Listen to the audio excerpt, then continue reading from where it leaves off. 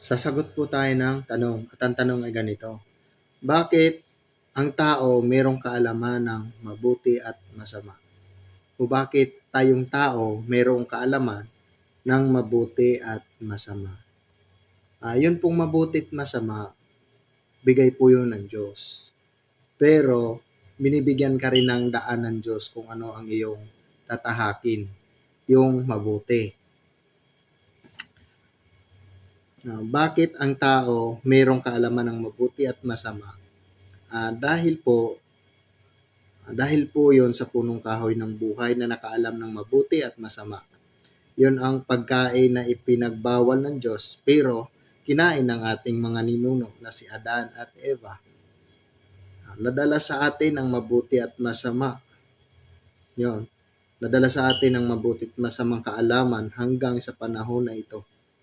Ang kahoy na ito nababasa sa Genesis 2 verse 9 na ang naglagay na noon ay ang Diyos. Pero tayo naman ay tinuruan din ng Diyos na itakwil natin ang masama at doon tayo lalakad sa mabuti.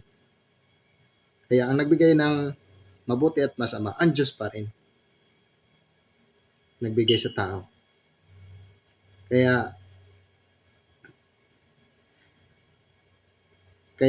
yung punong kahoy, doon yung nakatanim sa Genesis verse 29 doon sa Eden. Ganito yung nakasulat. At pinatubo ng Panginoong Diyos sa lupa ang lahat ng punong kahoy na nakalulugod sa paningin at mabuting kanin. Gayon din ang punong kahoy ng buhay na sa gitna ng halamanan at ang punong kahoy ng pagkakilala at mabuti at masama. Ang Panginoon po ang nagtanim doon, nagpatubo ng kahoy doon mabuti at masama.